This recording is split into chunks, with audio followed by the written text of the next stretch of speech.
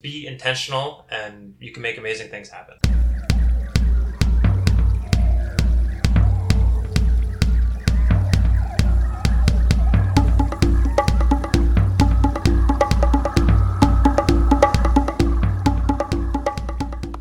Welcome back to the Wild Business Growth Podcast, presented by Hippo Direct. I'm your host, Max Brandstetter, digital marketing dude at Hippo Direct, and this is your destination to hear from an exciting entrepreneur or creative, innovative business person every single week. And boy, do we have a special one for you today. This is episode 9, and this week we have Tom Casano, the founder of Sure Oak, an SEO specializing firm. And for those of you that aren't familiar, SEO is search engine optimization. And he is just an absolute whiz kid. He knows everything about ranking in Google, Yahoo, all these other sites, you name it. He can help you get more traction to your website and increase your revenue. Even if you don't have a personal website, there's a lot of exciting stuff for you in this episode. We talk about his crazy story from starting as a musician to his life on Wall Street as a day trader to founding his own company and what he likes to do now in his free time. We even talk about aliens for a little bit. Who doesn't like a little alien talk in the middle of a business podcast? One other thing to note is this was recorded right during the big heat wave in New York City. It was kind of one of those weeks where you look outside and you start sweating. And I made the wise decision to walk across New York and meet Tom and record in his giant, enormous conference room he booked for us. So you might feel your skin glistening a little bit during this episode, and that's my bad. So, you can take it up with me. But anyway, shout out Mike Koala, as you'll hear in the episode. Mike, you're the man. But for Tommy boy, let's get into it. Enjoy the show. Alrighty, we're here with Tom Casano, and Tom, I have to apologize because we are in this massive phone booth here in Manhattan, and we're currently going through a heat wave, and I'm dripping sweat like crazy. Did not have time to shower before this episode, and I'm glad for all you listeners out there that it's just in audio form. But anyway, Tom Casano is an SEO expert. He's the founder of Sure Oak. He's the host of the Sure Oak podcast, doing a lot of really, really cool things in the SEO and more world. Quick shout out real quick to Mike Koala, who was a previous guest on Wild Business Growth Podcast. Shout out episode 6. And Mike connected us through LinkedIn, and Mike just really appreciated it. I know you're super kind and really appreciate how generous you are with your network and all the people that you've met over the years. But anyway, Tom, I feel like you should give the introduction for yourself. You mind going a little bit about kind of where you came from, how you got started, and what's the biggest thing you're working on now today? Yeah, for sure. And it's true, we are sitting in a little closet here in a co-working space in Manhattan, but it's fun. It's an intimate session. So yeah, I'm an SEO expert consultant. I have my own SEO agency called Sure Oak, like you mentioned, but it didn't start out that way. I'd always wanted to start a business, and I had started a few that kind of just didn't really go anywhere, built some websites that never really got any traffic. In 2012, I wanted to really start a business, and I found a course, and I took that course, Smart Passive Income by Pat Flynn. Oh, yeah. There was a guest on there. His name was Dane Maxwell. I did an accelerator called The Foundation. Met with great people. I was supposed to build a SaaS. I never did. I wound up building a lead generation website for life coaches, which was a bit of a twist, but it was a cool experience. I learned a lot about marketing online, getting customers, lots of just interesting things there. That eventually led me to practice and study SEO, because a lot of what I read and learned just did not work, did not move the needle. I was like, just optimize this thing, and then you optimize it, and then you look back in analytics and your traffic is flat. So I spent a lot of time banging my head against the wall for about 3 years or so straight, and finally got some traction, then realized, oh man, this is like an SEO service that we could take to businesses that can make a lot more money from it. Hence today, that's why nowadays I'm doing the SEO agency. Wow. Awesome. And we're going to ask you for a lot of tips on SEO related to podcasts. Not, just hypothetically, not for this podcast, but for anybody who's got a podcast out there, and also works for Hippo Direct. But let's talk about SEO for a little bit. I think it's a cool and unique space to be in, but it's so important and only becoming more important as the world gets more online. Can you speak a little bit about the moment you knew that you were going to focus in on SEO and provide service in that regard? Yeah, so, I guess sometimes I figure when I'm doing something, I should do the hardest thing first. It's like, what was the phrase? Eat the frog or swallow the frog? I don't know what they say, but and it's we have like frogs in this room with us right now. So when I was doing SEO for that life coaching lead generation website, that was the hardest thing. And I kept spending all my time, just doing the most frustrating, like, got to write long form content, got to do link building, got to do all these things. Mm-hmm. And so after enough time and hardly getting any movement, and then we did a campaign to get backlinks from universities to this website, and literally the traffic went up like 500% in 2 months. And I'm always afraid to say that because it's so ridiculous and outlandish. I never want people to have the wrong expectations. There were a couple of other aspects that made it like rocket fuel because the content was already really long form and in-depth. There was already keyword research and optimization done. So there was other components, but that one component, it went from, I forget, like 4,000 or 5,000 visitors a month from, just every month coming from Google to like over 20,000 or 25,000 per month. And I was like, no way. And then the business just kind of took off from there. But then I was like, well, for that business, what we're selling leads for is not really that much. I know for other businesses, if they sell a product or service and it's like thousands of dollars or whatever, then I thought to myself, I got to do this for other people because it's so much more valuable than me just doing this for this little lead gen site. Right. And then I have to ask, do you ever get sick of SEO or you wake up and you're ready to go? Of course, no. The challenge is you've got to specialize in something, right? Because if you're a jack of all trades, you're a master of none. So if you're like, I'm a digital marketer, it's like, well, I don't want to hire you. I need a website designer because I'm trying to design a website. So, I find SEO fascinating. There's a lot of complexity. There's a creative side and an analytical side. So it definitely keeps me interested. There's a lot of different ranking factors and a lot of different components to every piece of the puzzle, whether it's link building or doing research and that kind of thing. But, I don't think I was like born to do SEO. In 20 years, I might not be doing SEO, or 10 years, I wouldn't be surprised because I have shiny object syndrome. Like a lot of entrepreneurs, it's like, well, maybe I'll go do something else as well. Right. Oh, yeah, and we hear that over and over again, the shiny objects. What have you noticed change over the years with SEO, especially over the last few years in the rise of voice search and, these sort of new technologies coming up? Yeah, so voice search, I strongly believe in. I think it's really important for the next few years. Nowadays, I think close to nobody uses it. I mean, some people do, and if you look at the trends, it's increasing. So even in just like 2 years from now, I don't know the stats, but like everyone will basically be using it. But SEO itself has definitely become more competitive. It's sort of like when any market matures and marketers understand better and realize the value. If people could really experience the value of having 100,000 visitors showing up at your website every single month, right, and you're not spending money on Facebook ads or paid ads, and you're not trying to get them to your website through LinkedIn or Twitter or, you know what I mean? There's or your email marketing list. If people really experience that, they would see the value. But I think over time, as it has matured, it's more competitive. So, if you're going to try to rank for a specific keyword and you look at what's out there, you're like, wow, there's already this, 5,000 word, really well done guide on it. And this website has a lot of authority. They have backlinks from the Huffington Post or the Wall Street Journal, or, you know what I mean? You start to look at some of the search results and you start to like kind of scratching your chin like, I need to compete with that. How am I going to do that? So it's definitely gotten more competitive, but still the opportunities are still great. It's inbound traffic. People are searching to find you. It's one of the best ways, I think, to acquire a customer versus if you're doing like cold calls or cold emails is like spammy. Right. Yeah. So like voice and that sort of thing, it's obviously newer, more advanced. It's kind of somewhat more as untapped, as you mentioned.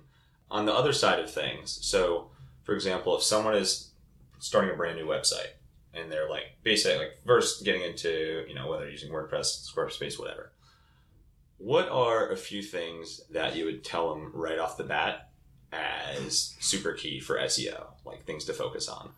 Yeah, it's a great question. So there's really about 3 or 4 things you can focus on because there are over 200 ranking factors. It could be not only overwhelming and intimidating, but also you don't really know what's the best use of your time, or if you have a budget or people working for you or with you, like where do you spend your time?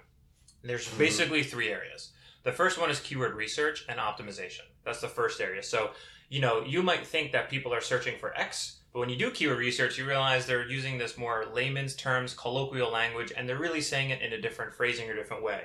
You'll also notice what's the search volume. So maybe you think it's a really important keyword, but like there's 20 searches a month. There's no point in optimizing for that. But then you realize another closely related keyword, or someone that's still kind of interested in your service or whatever you're doing, maybe that's like 1,000 or several thousand searches a month. So you got to do keyword research, and you have to optimize for those keywords. And to optimize, we could talk in detail about that. Mm-hmm. But basically, if the keyword is how to build your biceps, I don't know why. This is perfect example because yeah, it's because you're looking at me. Yeah, well done, sir. Yeah, so exactly. So then if you're gonna write a piece of content on this, you have to have it in the title of the post. You have to have it in certain areas. You want to kind of focus on that keyword in a natural way, so Google knows that it's relevant. So that's one. The keyword research and optimization is one thing. The second thing is the content, and I think most people are capable of writing some content for their website if they're doing it themselves. But you really want it to be authoritative and long form. Because if you look at, every single month, WordPress is publishing over 80 million blog posts just every month. Wow. And that number just keeps climbing. It's been climbing since the dawn of the internet, right? So is Hippo Direct, by the way. Yes, it is. I've seen that myself. So another 500 word blog post is not really going to get you ranking for anything, right? You've got to be more competitive. There's a correlation of the word count of a piece of content with how high it ranks. So basically the pages ranking in the first few search results of Google are typically about at least 2,000 words on average. There's variation, wow. Okay. Which can sound like a lot, but it's well worth it if it's an important keyword, it has volume, right. And it'll help kind of build a relationship, build some authority, credibility, have someone come on your site reading your stuff and like, oh, this guy knows what he's talking about, building his biceps. Like, look at his case study on biceps. It's not just his Instagram, it's also his blog. Yeah, and look at his quads too, wow. Yeah, so that's the second thing is content. And the third thing, and the most important thing, actually, I don't know why I saved it for last, I should start with it, is link building. Yeah.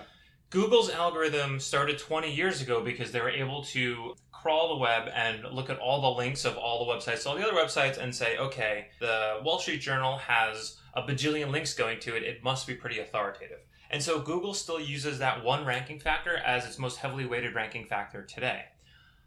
I don't know why. I mean, I do know why, because it's social proof. Google can see it and own it. You can't that's the thing is people have tried to manipulate it for so long that Google has their ways of knowing that this is crap. Like these links don't count, but these ones do. But that's the hardest nut to crack is link building. And we could talk more about any of these, but that's the one that will really drive you up the rankings if you have the content that's been optimized, but you're sitting on page 5 and no one can find you. You start getting a backlink from Forbes or from, Entrepreneur Magazine to your site, you're going to start to move up the page and up the rankings. But then it's like, well, how do I get a backlink from Forbes? And, we can talk about that stuff. But those are the 3 real things to focus on. Awesome. That's really good stuff. And you're clearly, I don't know if you mentioned it earlier, you're clearly the best SEO expert in the world. You could find it on Google. But let's talk link building real quick, and then we'll get into some other stuff. Do you have any tips from your own experience for building that link building part out of your site? Yeah, so link building is typically heavy lifting. It's kind of hard to just get yourself a link built in 5 minutes. Some links might take you a couple of hours or more. There's some lower hanging fruit, like you might find a directory of, you have a car site and there's a directory of all the car sites and you can like submit your link there. Or there's like an infographic directory, or there's those kinds of things. What most people do if they're doing it on their own is guest posting. So you can basically find sites that will accept blog posts. You can write a blog post for them. You can submit it to them. Okay. And they'll publish it. And then typically they'll have a backlink back to your website. One of the things we do is competitor analysis. So we'll take a look at, who's linking to your competitors, how and why. And then sometimes you can easily see like, oh, this is just a directory for cars. I can just submit my, information to this thing. There's kind of stuff like this, like we're doing, like maybe it's, we're collaborating or having an interview or something like that. That can result in a backlink. There's PR, we can talk about that. But it gets like intensive and it's hard sometimes, especially for the high quality ones. Just to get 5 high quality ones could suck up a lot of time. Right. But what's the value of it if you're getting more traffic to your site? Yeah, you try to weigh that stuff. Right, yeah. If it's high quality, it's high quality. You can't really compete with that. But especially if you have a friend, it's like, oh, Tom, link to my site. And I'm like, Max, sure, here you go. Right. Like, that's easy. There we go. All right, foreshadowing. One more thing in the SEO world. You mentioned Google earlier, which obviously is a beast. It's a monster. It's everything. But how much do you touch Bing and Yahoo and throwback Ask Jeeves and these other sites? How much do you how much time do you spend optimizing for those as well? So I spend 0 time optimizing for them because I believe that if it's optimized for Google, I mean, it's not 100% optimized for Bing, but Right. the relative ratio of people searching Google versus Bing. Right. It's got to be what? Do you have any idea what the percentage I is? don't. I It's wish gotta be I wish I had insane. like a bunch of stats in my back pocket, but basically, Gotcha. We'll throw it in the show notes. Let's move to a segment on creativity. So this is a common theme we talk about on the Wild Business Growth podcast, and more specifically, unleashing creativity. So first question, how much does creativity play into your everyday life? So like even SEO, how much do you have to be creative? Yeah, that's something I like about it, is you can be creative in a lot of different ways. So for clients, if you're working with them strategically and trying to figure out, what's the best approach, so I could talk about it from a lot of different dimensions, but yeah, I very much actually feel myself to be a creator, and I find it very fulfilling. I think within your business, you could be a creator. You could even just imagine and envision where you're trying to get to, or what your business or your clients or whatever your customers look like in 3 months from now, 6 months ago. Paint that picture in your mind. Right. We're developing some software to be free on our website, so that's a way to be creative. When you're becoming an authority or a thought leader, you get to write content, you get to do interviews. We're creating right now. Right. We're creating, so Yeah. do you feel that? Like there's a lot of creativity in Totally. entrepreneurship and business. Totally. Yeah. And not to brag, but we're creating right now. We're creating. But We're artists. We're artistic geniuses. Any things that stick out in your mind that you frequently do to stay creative and keep your mind fresh? Yeah, so recently, like, I've gone to a spa a few times, and that just works wonders. I don't know what it I've is about noticed your sitting. posture is incredible. My skin is so Skin soft. is glistening. Yeah. But like sitting in the hot tub, it does something with your body. Or like there's I've wanted to try a sensory deprivation chamber. Have you heard of that? Wow. Yes. Have you done that? No, my senses are pretty not deprived, but I've heard pretty crazy things. Have you done it yet? No, I haven't. But for me, the same thing is basically like taking a hot shower. I'll take showers in the dark, which people might sound weird, but again, it's just less stimulation. And then, like Elon Musk has said he's had some of his best like ideas and thoughts in the shower. Oh, totally. I also meditate time to time, which is a weird thing because I don't know how ideas just kind of show up, but it's like you're quieting down your conscious mind, your subconscious mind, just things are more, I don't know, like you can hear yourself better in a way. And then the other thing is journaling. Sometimes I'm struggling with something, I write it down, get it on paper, and then then I can clarify the problem. Or even a whiteboard. Who doesn't love a good whiteboard? Right. Session. Exactly. It's key. As much as, electronic notes as you can take, the whiteboard is still, there's just something about it. You can't replace that's it. super powerful. Funny you mentioned shower thoughts. So I'm not sure. I know you're active on Twitter. There's a shower thoughts Twitter account, which is awesome, which I think is, because it started on Reddit. There's a Reddit thread that's shower thoughts, and I think they're just pulling from there. But anyway, it's amazing. Anybody should check it out because they just it's just constantly like aha moments, or like different ways to think about things. So that's always a good one. I was actually showering in the dark as well a couple weeks ago because the light in my bathroom was out. Oh, not out of yes, choice. but no, it's very creative and it's creepy and scary the first time. It's creepy. Yeah. How often do you meditate? Not often enough. I've had times in my life where I would meditate regularly, maybe even just like 10 minutes a day or 15 minutes a day. Mm-hmm. But then I make the argument in my mind like, oh, I need that 15 minutes to like do this business work and stuff. And then, right. But it's like trying to figure out the value because you can't really quantify like even a 5-minute meditation every day. Mm-hmm. Will it help you to make better decisions that might save you 30 minutes or an hour? And if you look out at some of the Steve Jobses and the Mark Benioffs, the founder of Salesforce, like a lot of these guys are meditating. So I don't do it frequently or often enough as I should. Yeah. And I know you're a Tim Ferriss fan. And I was just reading his book, Tribe of Mentors. I don't know if you've read that one. I haven't, but it looks his most great. recent one. Yeah. So it's all his interviews and a lot of his basically podcast interviews that he took and put them in book form as well. But there's like hundreds of these influencers and entrepreneurs and, monks and all sorts of people that he talked to. And meditation came up so frequently. It's amazing, as you mentioned, how many of these top people meditation is so important to their daily routine. And some of them it's for hours a day or several sessions a day. It's really a great way to kind of clear your head and zero in on, think about whatever is most important to you. Yeah, it's a good reminder. I need to do it more. Yeah, right. So for the rest of this episode, we're going to be silent and meditating. So apologies. But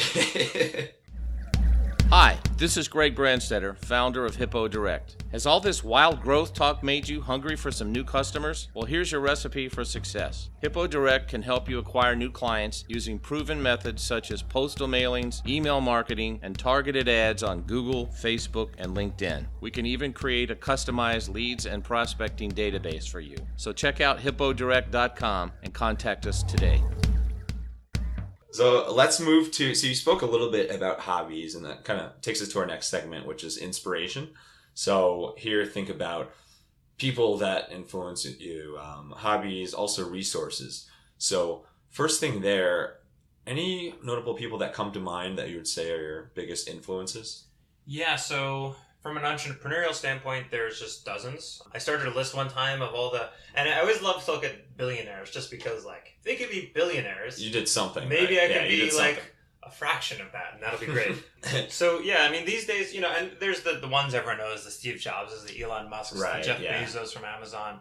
I just kind of cycle through, and I will, like, search on YouTube to just find little tidbits of something they've said or the way they've said or their energy or their thought process or their attitude or approach. I just think there's so much you can absorb, and I even bought a book, How to Be a Billionaire, but it was written like 20 years ago. It's probably just a few quick and easy steps. Yeah, right? It's 10 steps, basically. But you gotta do all 10. But there's just so much great stuff out there. There's so much inspirational entrepreneurial stuff. Wow. And how about hobbies, from a hobby standpoint, besides the stuff you already mentioned? Anything you like to do in your free time that is just good for your mind? I'm these days I'm pretty one-dimensional. Like in my free time, I'm basically working to create more value long-term in business. Mm-hmm. But maybe I shouldn't argue that is a hobby, but it keeps me occupied in a way that a hobby would. But then if I need free time, it's like, well, I'm spending time with family, or maybe I watch a show or something on YouTube, or read something. Or now I have a daughter, so she's kind of like, the hobby is like, let's go to the playground and like go on the swing, So I'm not doing a whole lot of hobbies these days other than like guitar and stuff like that. Yeah, guitar. You mentioned, I know I was listening to a previous podcast of yours that you did, I think it was maybe 5 years ago. I love your research. I've been listening to you since day one, Tom. But that it was talking about, back then it was kind of your transition from musician to day trader, right? Right. So can you speak a little bit about that music career, your previous music career? It sounds like you still play a little bit. Yeah. I studied philosophy in college, and I, like a lot of probably teenage boys, I wanted to be a rock star, and had a guitar and play piano and all that stuff. And so I really made a go at it. When I graduated college, I lived home for a year with my parents.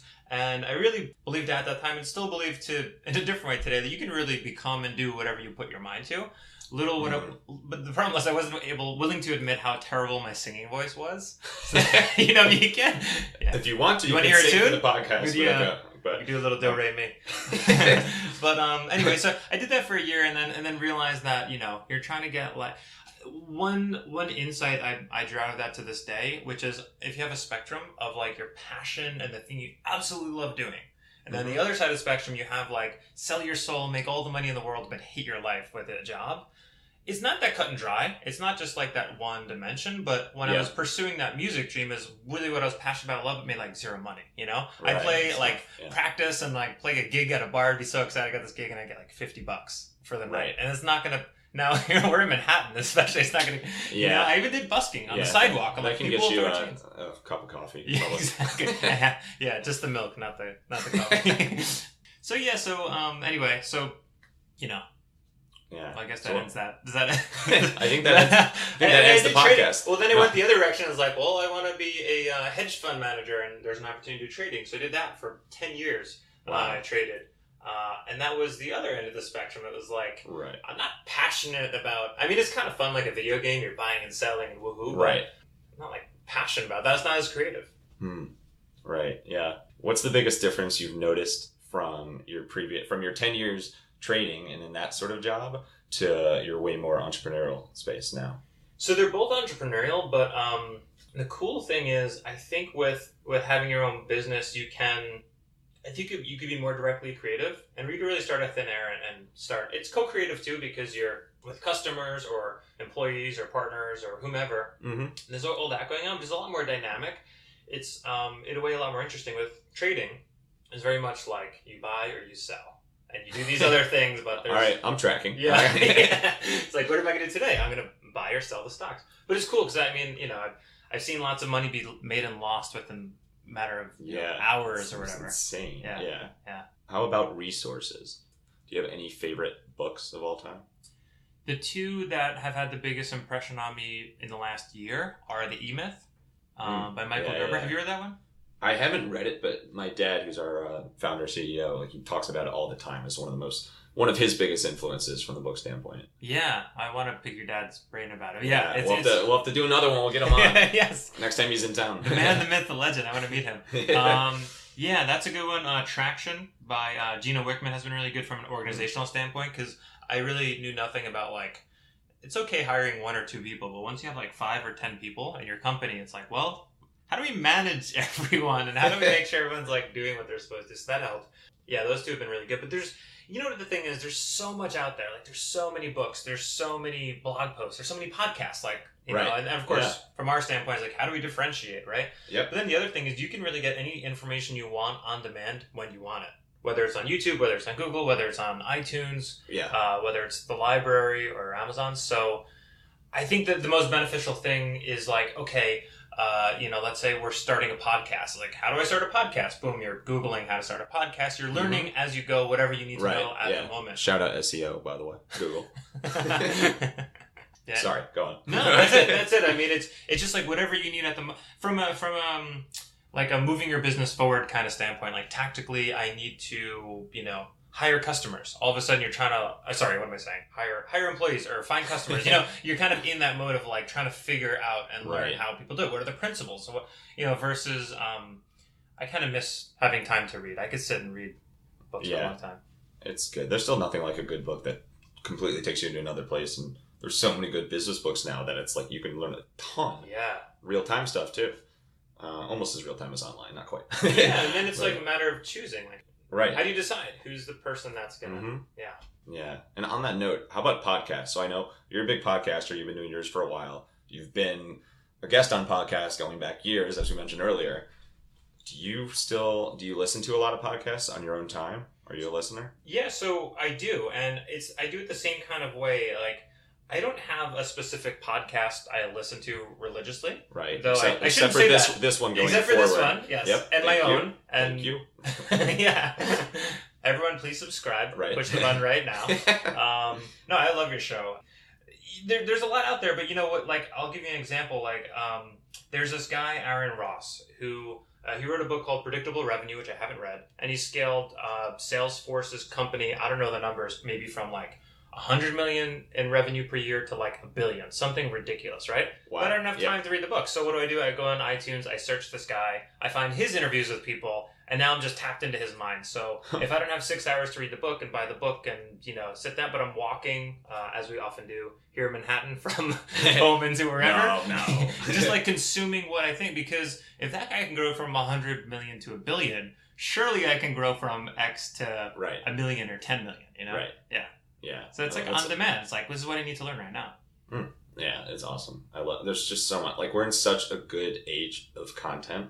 It's crazy. And it's only going to get more with all the voice stuff with Alexa and you name it. So it's a fun place to be in, especially if you like learning like most entrepreneurs like to do. And I know Mike Koala mentioned that on the podcast. It's such a great place with so many places to learn.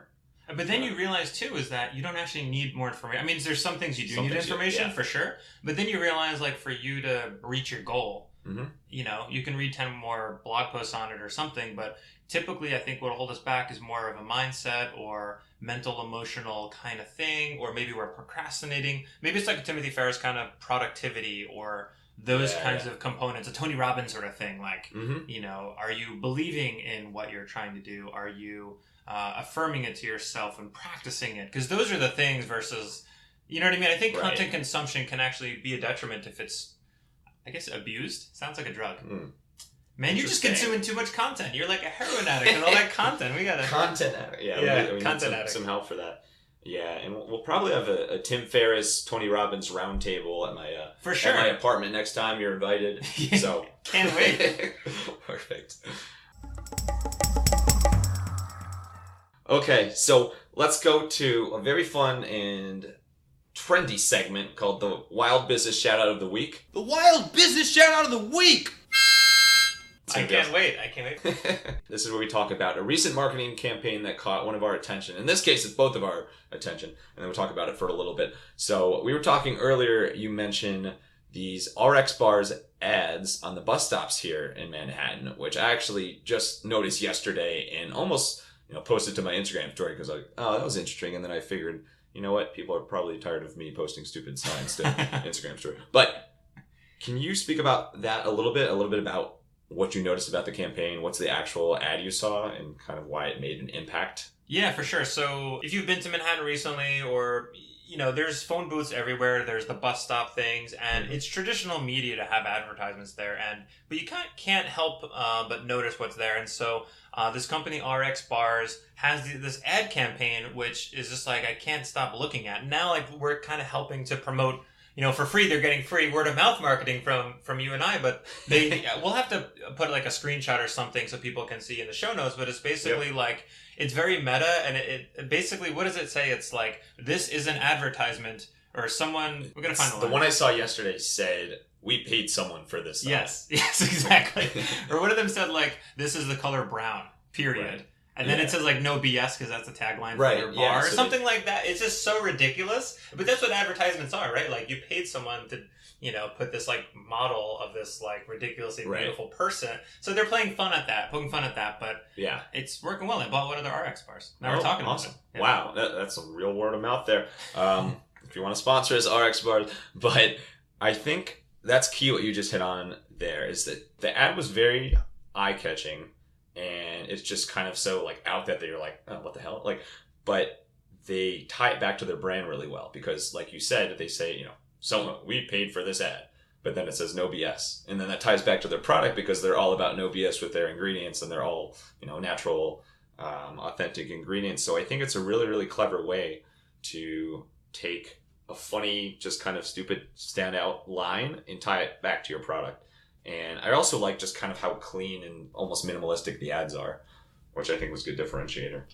I'm trying to find the ads on my phone, but I guess they don't have that. Anyway, maybe we're the first ones talking about it. I think I think this is a historic moment for their company, for our companies. But it's true. It's that I think it connects more with the person because those kinds of ads. It can be more manipulative or more just like a beautiful person, but they're just kind of like making fun of it, like. So I think that's why it works well. Right. It's more awesome. real. Yeah. All right. So that was the Wild Business Shout Out of the Week. It sounds like we're eating RX bars for the rest of this. It's so good. We have them on the third floor. You can go grab one. All right. There we go. Oh, now you just revealed that we're in a skyscraper. Okay. So a couple more fun segments that are kind of all over the place if you're game. I'm so game. All right. Perfect. So this one is called The Unusual. So phrases, quirks, and pet peeves. So first question here, what's your biggest pet peeve? Let's see. Should I say this? It's like when my wife leaves her shoes at the door when I walk in and like open the door and I like almost want to trip every time. Oh God, we're going to hear a knock at the door. And... I hope she doesn't hear this part. Sorry, Bree. Shout out, Bree. Love you. Gotcha. Yeah. So have you ever actually tripped and fallen over? No, but I almost feel like I'm going to, Right. How about anything else? Any other pet peeve? Anything that grinds your gears? Oh, there's a lot. I mean, I'm constantly thinking about business and entrepreneurship and money, and anything that takes too long or takes too much time or is frustrating. Like, I think that like bank transfers are just like the worst thing ever. And it's terrible that like cryptocurrency is still in such an infant sort of stage. Yeah. Because you can't comfortably be like, oh, Max, let me just shoot you over, I guess what would it be like? A tenth of a Bitcoin, or I guess there's the smaller. I'm not just send you $1,000 unless we had a crazy night out. Well, you could. I would accept it, but maybe not the other way. I owe you for last night when we went out and spent $1,000. Right, exactly. But those kinds of things should be easy. It's more like Venmo, I guess, right? Mm-hmm. But versus, I remember I sent like a bank transfer to someone on a Friday at like 8 p.m. And I looked, there's a transfer from my own account of a significant amount of money. Sent it on Friday at 8 p.m. Wasn't there on Saturday. Wasn't there on Sunday. Monday, I'm like, surely it must be here because it's Monday. Wasn't there on Monday. Now I'm a little panicky. He's like, my money is just lost in bank. Oh boy, it's in the cloud, I think. Yeah, they're just counting it in the back in the vault. And well, that was actually Monday was some kind of like bank holiday. So I'm like, all right, Tuesday, it's gotta be here. Tuesday, I wasn't there, and I called the bank, and the banks were finally open again, and then they were like, no, it takes 2 business days. I'm like, are you effing kidding me? It was there on Thursday. I'm like, are you kidding me? PayPal. Right. PayPal still works, but they have like a 5-minute delay, which I can live with 5 minutes, or Venmo's right. much more Which seems instant. like a long time in these days. Like Venmo, Right. it's like instant. What are you doing for 5 minutes? Right. Just give it a max.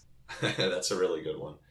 How about quirks? Do you have any habits that you do all the time, or maybe somebody's called you out on it before, or something that's unique? I'm pretty weird. I mean... Awesome. All right, I try not to be. Let's hear it. Come on. I try to cover it up. I mean, because I studied philosophy and I tend to be stubborn, I have like very hard ideas of what to do and how to do it. But now I have to try to think of like a real good example. That was just embarrassing. Like, what if we wear the same pair of pants for 3 days in a row? Right. Is that quirky or is that just dirty? Well, who was it? Well, I guess the CEO of Oh, Levi's right. said you could wear their jeans for something like 2 years or Wow. several years without washing, Whoa, which that sounds disgusting. must mean this guy is absolutely incredible at eating and never spills and never has to do Never anything. sweats. Or his pants have, there's like mustard everywhere. It's hard, it's hard to wear stuff once. And, not to, peek under the cover here, but What's a good quirk for you? So- I don't have one. well, I don't know if this is a quirk per se, but like, some people are like morning people or like night people. I'm like one of those freaks now that like has to work out in the morning and like get up at, sometime between 6 and 7 That's amazing. or 7:30 today and have like an intense workout. And somehow that is what energizes me and like gets me up to a great day. And it's kind of just refreshing. Like I used to dread the workouts at the end of the day, but getting that workout done at the start of the day is amazing, and definitely like recommend people try it. It's hard at the start, but then once you're in a routine, it's awesome. Yeah, that sounds amazing. This isn't a quirk, but I won't subscribe to any mailing list ever. Oh, I don't like getting... there goes my pitch for later. Well, know maybe I will just love the Hippo Direct brand so much that I'll just come to you Yeah. directly. Like, I don't Perfect. need you to email or remind me, and I love you, Max. So, like, I could just come find you on LinkedIn, Twitter, come right to the website, Perfect. Right, Yeah. exactly. But then you'd miss our Hippo Digest, where we have a free weekly recap of creative Now I have marketing. to subscribe. Tom, but I guess you just don't want your inbox to be too cluttered. Well, the problem is it's a productivity thing, and like your inbox is other people's to-do list for you. And so what happens is if I have Right, yep. if I have real goals and things I need to accomplish, but and this is nothing against you, I love you. But if there's You too, Tom. if like I know someone who's a close friend who is subscribed to every possible coupon in the world, and Right. like she's sitting there scrolling through like Macy's 10% off. It's like, really, like that time can be so much better used, especially if you have your own priorities and goals and you're not where you want to be today. Right. I just think that you've got to like focus and cut out stuff, and that's one of the things I've been learning from a lot of these inspirational billionaire entrepreneur people is like cutting stuff out and focusing. And that's so hard because we're constantly bombarded, especially with notifications from social media. Right. And I think it's really important to be able to shut stuff off. Or Slack, I don't know if you've used Slack before, but it's a great thing for a team and it's a terrible thing for productivity if you have it open or if you're getting notifications. Which is ironic because it's supposed to be for productivity, right? Like, well, for team collaboration and productivity. Exactly. And I think there's pros and cons to both. So that's not really a good quirk, That's but I really will good. shut down Slack. But It's like, hard. wow, They're that's quirky. not It's hard to think of good quirk. They're quirk by definition. The last thing here, phrases. Do you have any go-to phrases that you say all the time? Be awesome. Which Awesome. I catch flack for. I catch flack for because people are like, you can't just be awesome. I'm like, well, you can do the things that, because I think being amazing to other people is gonna add value for them, create a great experience of you for them, and kind of indirectly lead back to your personal brand or your business or some other way. So that is kind of like my main thing, and that's why my koala stands out. This is like the third mention in Shadow he's getting because look at all the awesomeness he creates. He connects people up. He helps people out for nothing. He shares stuff, and he's like a busy guy. He's got 3 kids. He's got like business things going on, and there he is, like retweeting for you or commenting for you or networking for you on LinkedIn or stuff like that. So I've learned that from him because he has a great attitude and great mindset. Would you agree? Mm-hmm. Yeah, absolutely. And we could do a whole... I mean, we already did a whole podcast featuring Mike Koala, but we could do a whole separate one just talking about him if you want. It's the Mike Koala podcast now. Exactly. Well, that's what we were saying when he was on. It was like, it fits so well with our jungle theme and our wild animal theme, the koala hippo combo. So it was kind of natural, and you got the oak thing, so you're kind of in that world as well. It's Planet Earth. Exactly, the Planet Earth podcast. I wonder if that one's taken already. But how about the other side of phrases? Any ones that really kind of just tick you off? Right. For example, like one of our earlier guests, Brendan, he said, "Pick my brain." Like when people say "pick my brain," it's great imagery. But that one really rubs him the wrong way. Anything like that? Yeah, like I don't have any specific phrases, but I think the real thing is just attitude, is just mindset and mentality and the things you're going to focus on. So I just look at it almost a little too, maybe it's not just negativity and positivity, maybe there's neutral in there, but basically anything that's kind of negative coming at you during your day or in your, I don't know if whatever you're consuming, if you're watching TV, if you're on Facebook, wherever you are, anything that's negative, it's like, I just want to cut it out of my life and out of my experience. And I just want to always have positive things. Even we had a client recently, it seems like was kind of like stealing some of our proprietary processes and possibly reselling them. I mean, I can't confirm it or not. Wow. And do we have to edit this out later? No. Yeah. I mean, it doesn't, I'm not naming names or anything, but it really hit me hard and put me in a negative place. It's one of those dark moments for a business or for you as a person in your career. And it's like, oh crap, this sucks. But I tried to make a very conscious decision to just focus on the abundance, on the opportunities, because what'll happen is I could just dwell there and then it'll just kind of pollute the rest of my day and make me feel like crap and affect everything negatively. We don't want that. No. We got one more segment here, rapid fire Q&A. Are you ready? I know there's a lot of sweating already. Oh my God. Just, this room is getting hot. Brace yourself. There's going to be a pool of water on the ground. Pool of sweat on the ground. Our body heat in this closet is just accumulating. All right. And I'm going to do my best to stay focused because I tend to get into conversations throughout the rapid fire, which ruins it. And I'm already going off on a tangent, so let's get going. Should I stay focused? I'll stay focused too. You just have to answer the question. Okay. Favorite type of music? Ambient. Wow, did not expect that. Do you have a favorite band? It's called 07. Actually, Okay. Sia, people know Sia. She Yeah. was, that was like before she did her own career. No way. She was the singer of this band, and they're pretty chill. It's like a Pink Floyd-y Yeah, kind yeah. of relaxing. Favorite movie of all time? Contact. Have you seen that one? Oh, that's a good one. I did. I watched it. Believe it or not, I am going to take this tangent. Believe it or not, one of the classes I took freshman year of college, I went to Indiana, and freshman year, one of my random electives was Search for Life in the Universe. So we're not turning to like an alien podcast, but like just as kind of an aside here, we watched that movie as part of the class, and it was like a perfect time with everything. It is fascinating, and they still, where is that? Is it in Puerto Rico? That giant... yeah, somewhere. I know what you mean. Giant radar satellite thing, which is in that. Yeah, it's crazy. I basically cry at the end of that movie. And it's like a 3-hour movie. It is about aliens, but I cry. Yeah. The Alien podcast. How about shows? You watch any TV shows? Favorite shows? Or Netflix? Or Yeah, my shows these days are like, I Google like Elon Musk interview. He's a terrible interviewer or interviewee. I mean, he could probably write well or create $1 billion business. But I just Google stuff like that, like Jeff Bezos advice or whatever. And then I hear wonderful minds spout amazing things. I'm like, I need to think like you. How about favorite place you've ever traveled to? Oh, my wife took me many places because she's a big traveler. So what was the spot? We went to a place in Siem Reap. The name of it is Siem Reap in, oh God, not Thailand. What's the country next to it? Anyway, Google it. It's an amazing place. Yeah, we'll Google it. It's like Tomb Raider is based on that. It's these ancient temples of this whole civilization from like 1,000 years ago in the jungle. And there's these huge, massive stones. It's crazy. Wow. If you were stranded on an island... It was Cambodia. Sorry. I had a brain fart.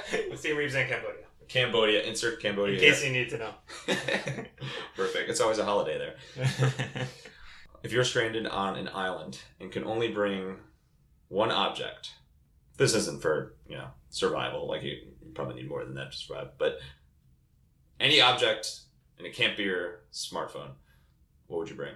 Is it cheating if I'm like, I'll bring my helicopter and fly back to... You're ready to survive. Okay. It can't be your smartphone. It can't be your helicopter. Like, and it can't be the internet. I'm gonna bring a cable. You're gonna bring the internet. Yeah. It's a good question. Because I think you realize you don't really need anything. Like you have yourself, but maybe it's like the movie with Tom Hanks. Yeah, Castaway. Yeah, maybe it's like you'll just go crazy. So maybe you need something to stay sane. What keeps people sane? Maybe you'll just bring a volleyball then, Wilson, and yeah. go. I like your answer though. I like your you don't really need anything. It's a good kind of. Well, assuming you have water and sunblock. Right. Exactly. Shout out Sunbum. So, all right, and one more. Really putting you on the spot here. This is just my selfish curiosity about your business. How'd you come up with the name Sure Oak? Oh, the challenge is every possible good domain is taken. You're not going to find SEOcompany.com. So you have to get more creative. So then, the way I think about it, there's two basic routes. One is to make up a nonsense name like Yahoo or Google or I don't know. There's all kinds of made up names of companies, which works. The other route is to make a new word based on like a conjunction or something along those lines. Or you can use the last name. There's a lot of ways. But so I had to figure out something. And so I like something symbolic. So an oak tree, from an SEO standpoint, it's durable. It like kind of lives forever. It's like they live over 100 years, which is crazy. It's one of the hardest woods. My father's a carpenter, and so he would cut wood in his shop, and sometimes I'd smell pine. Or we had this amazing maple tree in our backyard, which is just so like it's just there forever. It's weird, In our human life, a tree will outlive us, and you can see a tree when you're a baby and die at 100, and it's just like bigger and stronger. And so I love that metaphor. And then sure is just an adjective. Like, I got to put another word in front of, right? Because oak.com was taken. Damn it. Probably, yeah. Yeah. Big tree fans were there early on, but that's great. That's really, really cool. Yeah. I like that. I really like the metaphor, and it's always great to have a symbol. Of course, you're welcome on our, the planet Earth theme with the koalas and hippos and flamingos and pigeons and you name it. But I don't know if you did this on purpose, but I noticed that SEO, the letters were in your name in order. Did you plan that, or was that just a coincidence? That's what I can't tell. Like, I didn't consciously, but then I realized one day there's SE in it. Yeah, and it's weird because is that a subconscious thing or a coincidence? It can't be a pure coincidence, is it? I don't know. It's like an SEO conscious thing. Maybe it's maybe it was. It's part of this grand master plan that we never told anyone about. I'm just lying. No, I don't know. It's weird. Cool. Well, I appreciate your I don't know if you've ever been on the record talking about the name of your company. So, really shaking things up here. This is fun. But that was rapid fire Q&A. So we'll wrap up here. Tom, I just want to thank you so much for coming on the podcast and for hosting here in this enormous conference room and dealing with my bullets of sweat. But this has been a really, really fun conversation, and I think the listeners will really enjoy the insights on SEO, entrepreneurship, the animal kingdom, you name it. You name it. There's way more where that came from. But before I forget, I want to give you and all your accounts a shout out. Where's the best way on social media for people to connect with you? And also, where can they find your business and reach out to you that way? Yeah, so people can connect with me any way they like. You can Google my name, Tom Casano. You can find me on LinkedIn, on Twitter. It's, TomCasano.com. My business Short Oak, you can Google that, go to the website. It's you know how it is, right? You're all over the web. So right. Thank you for that. If anyone needs any help or advice or questions on SEO, I'm more than happy to help. And we've got the Short Oak podcast, so come take a listen. And let me thank you, Max, because you're just all around awesome for probably the come on. No, for probably the 95% plus 99% of people listening that have never met you in person, but here we are in person. You're just really cool, really nice, really awesome. Your biceps are ginormous. Thank you. Well, I'll have to thank you the most for that one. But no, you're really cool and great, and it's been a real pleasure getting to know you so far, and you're cool. Well, same to you, and really, really appreciate the kind words. And again, just to continue the trend here, thanks again, Mike Koala, for connecting us. But we're gonna beat that to the ground. But no, this has been awesome. And last thing here, you have a favorite quote or just anything, words of wisdom that you want to end on, share with our listeners before you sign off? Yeah, it would be intentional. And that really means that if you really envision what you want and focus on it, commit to it, and work hard on it, you can create just about anything, but it's about being very intentional. And with that comes commitment and hard work and focus and, when obstacles come up, you have to work through them, but nothing really, I mean, there's things that happen accidentally, but if you really want an outcome, if there's a goal you want to reach, if there's something you want to do in your life, and people know this, they just don't recognize it. Like when they focus on I want to take this trip to San Francisco, they'll think about it, they'll research on Airbnb, they'll look for flights. So people know this, they just don't really practice it consciously, but just be intentional and you can make amazing things happen. And that was an intentional segment right there. Cued you off there. Okay. All right. So for all intents and purposes, that was Tom Casano. Thanks so much, Tom, for joining. And thank you, all you listeners out there, for tuning in to another episode of the Wild Business Growth Podcast presented by Hippo Direct. We really, really appreciate you. And we got many more exciting guests coming up over the next several weeks, and then even some more after that. So stay tuned. Please make sure to subscribe, especially on iTunes. Leave us a 5-star rating, written review if you really, really feel like being nice, but even a 5-star rating works great. If you have any comments or feedback, make sure to reach out to our social media channels at Hippo Direct. And you may have noticed that Tom mentioned he's not big into subscribing to email lists. Well, in this case, we want you to not be like Tom because our email list is awesome. So we love you, Tom, but the Hippo Digest is awesome. Everyone should sign up for it. The Hippo Digest is your weekly recap of creative marketing. Hear about everything from RX bars to controversial ads out there to viral moments in general that will warm your heart. You can sign up at hippodirect.com/newsletter, and we'll catch you next time. As always, let your business run wild. Bring on the bongos!